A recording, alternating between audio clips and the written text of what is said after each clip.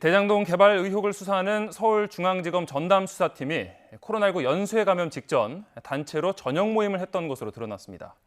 그런데 YTN 취재 결과 당시 회식엔 사적 모임 인원 제한인 10명을 훌쩍 넘긴 수가 참석한 것으로 확인됐습니다. 먼저 김다현 기자입니다.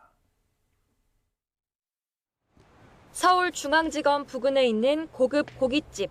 지난 4일 저녁 시간대에 방문 명단을 보니 605호라고 적힌 예약자 이름이 눈에 띕니다. 함께 적힌 예약 인원은 무려 22명입니다. 성함을 안 내고 중앙지검 호실로 하신 거죠?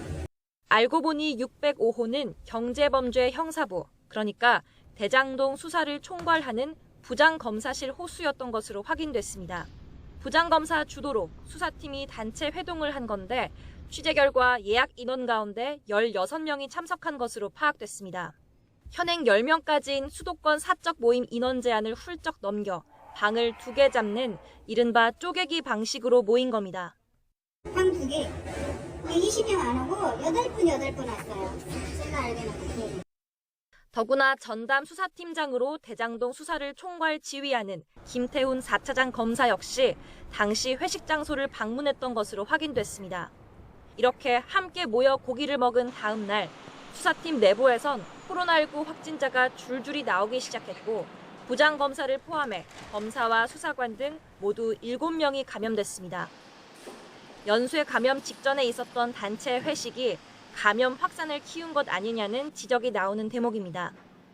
회식이 부적절했던 것 아니냐는 취재진 질문에 검찰 관계자는 별도 방에서 식사했고 방역당국의 조사와 후속 조치에 성실히 협조했다고 해명했습니다. 그러면서 경위를 떠나 불찰을 인정한다며 고개를 숙였습니다. 각 방에 들어간 건 10명 미만이었으니 크게 문제는 아니지 않느냐는 취지입니다. 그러나 애초 20명 넘게 모이려고 한 데다 이른바 방 쪼개기까지 한 만큼 해이한 방역 의식에 대한 비판은 피하기 어려워 보입니다. YTN 김다현입니다. 이렇게 쪼개기 회식 직후 코로나19 연쇄 감염이 발생했지만 서울중앙지검 내부엔 당시 저녁 자리가 제대로 보고되지도 않았던 것으로 파악됐습니다. 전담 수사팀장부터 주임 검사까지 줄줄이 자리를 비우면서 국민적 관심이 집중된 이번 수사에 결과적으로 치명타가 됐습니다. 이어서 나혜인 기자입니다. 대장동 수사팀원 7명이 잇따라 코로나19에 감염되자 서울중앙지검도 방역당국의 역학조사와 별도로 자체 진상 파악에 나섰습니다. 하지만 발생 초기 16명 쪼개기 회식에 관한 수사팀의 해명은 책임 회피나 은폐에 가까웠던 것으로 파악됐습니다. 애초 식당 2군데를 예약하려다가 실패해 어쩔 수 없이 한 곳을 잡았다고 주장하는가 하면 이거는 뭐예요? 12, 13? 이건 제 룸 번호예요. 룸 번호.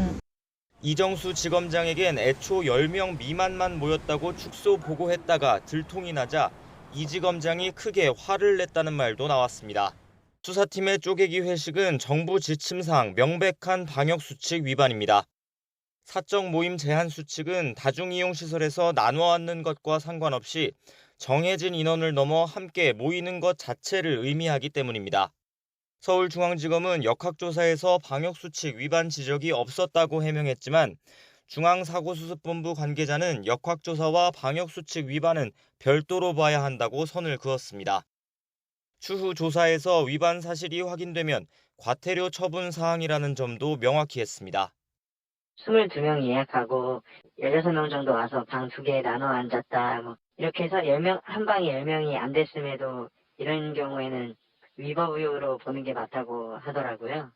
특히 수사팀 회식은 김만배, 남욱 두 핵심 피의자의 구속 당일 이루어졌습니다. 앞서 영장 기각과 남욱 변호사 석방 등으로 휘청이던 수사에 성과가 나자 회포를 푼 것으로 보입니다. 하지만 바로 다음 날부터 수사팀원들이 잇따라 코로나19에 감염되면서 어렵게 신병을 확보한 피의자들은 사흘 동안 조사도 못했습니다. 주임 부장검사도 확진돼 50회 동안 자리를 비웠고 수사팀장인 차장검사도 격리한다고 사흘 휴가를 냈습니다. 그러는 사이 핵심 인물들의 구속 만료는 코앞으로 다가왔습니다. 소환이 임박했다던 곽상도 전 의원은 이제 막 강제 수사를 받기 시작했고 성남시 윗선 수사 대상으로 거론되는 인물 가운데 검찰에서 조사받았다는 사람은 아무도 없습니다. 곧 김만배, 남욱 2명을 기소하며 1차 수사 결과를 내놓을 검찰이 어떤 성적표를 받게 될지 주목됩니다. YTN 나혜인입니다.